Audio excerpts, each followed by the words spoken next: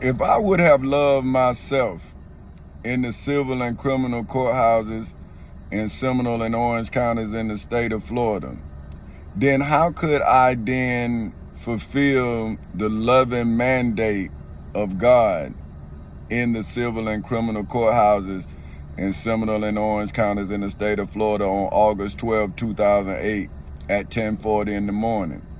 So see, when I read Luke, I understand Saul. See what I'm saying? Because Saul is saying that you have to hate to be his disciple. But according to the scriptures, when Jesus had the conversation with the rich man, Jesus was telling the rich man the 10 commandments, telling him to honor his mother and father, don't bear false witness. And the rich man was saying, well, I do all these things, right? But when it got down to giving up his wealth and following Jesus, that's when the rich man said, nah, that's too much for me, right? Now, when he said that, then the scripture says that Jesus said that the rich man has about as much chance as getting into heaven as a camel walking through the eye of a needle. So that lets you know when Jesus was in the predicament that Saul was in when he was dealing with a disbeliever, right? Jesus cited that man Moses' 10 commandments. And then he told that man what he had to do to follow Jesus. And he said, give all your wealth to the poor. Now, when my devil came against me, right, which is the descendants of Saul, for whom changed their name to Paul, for whom are listening to disciples like Luke. See what I'm saying? Now, so that's why my brothers and sisters hate me. See what I'm saying? Because they are of the spirit of Cain. See, they are looking at my legal offering, but see, they pay tithes to false Christs. See what I'm saying? That's why their understanding is that of the disciples of Saul. See, they not acting like the disciples of Jesus of Nazareth of Galilee, because they follow Jesus Christ. See, they follow the Spirit. The followers of Jesus of Nazareth of Galilee followed the flesh and bone of Jesus of Nazareth of Galilee.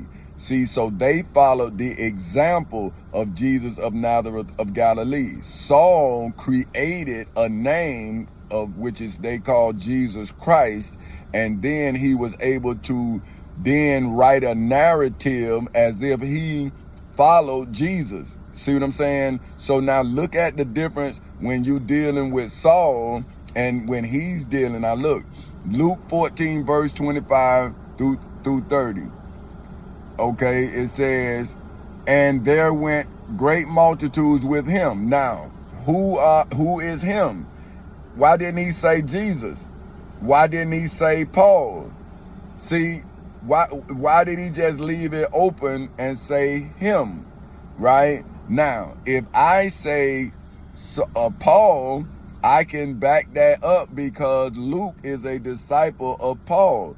He is not a disciple of Jesus of Nazareth of Galilee. So he couldn't be talking about Jesus of Nazareth of Galilee. He has to be talking about his spiritual father, for whom name is Saul, for whom changed his name to Paul. Now it says, and he turned. Now, that's just like when the devil got my attention, I turned to the devil and started speaking the law to him.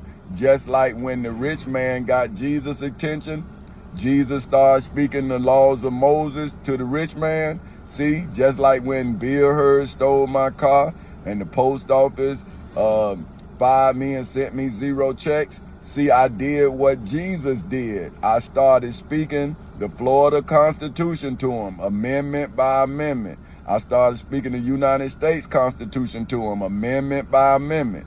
So now, and I'm also doing what Saul told Luke as Paul. See, look, I turned and said unto them, see, which is I am saying to you, if any man come to me and hate not his father and his mother and wife and children and brethren and sisters, yea, and his own life also, he cannot be my disciple.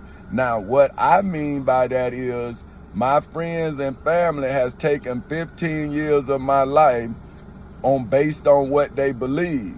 So if you still believe what my friends then believe, then we can't build nothing, because the cost of your ignorance is not sufficient to build righteousness, right? You cannot be ignorant and build a righteous foundation. See, so now the ignorance of my friends and family is now apparent. So now how can I add up the cost of what it's going to take to just salvage the rest of my life, when now the devil know who I am and my friends and family don't want to accept their decision that they made that caused the devil to be able to survive for 15 years. Now, I have been trying to survive as well, but my friends and family, the only thing they wanted to do was put me away. But when did they ever want to see me rise to the level of life, right? See, so to me, it's like they was only tolerating me because they could get something from me. But once they couldn't get nothing from me but knowledge, then they didn't value the knowledge as much as they did the currency. See, so that's what I'm telling the next generation. Without knowledge, you bankrupt morally.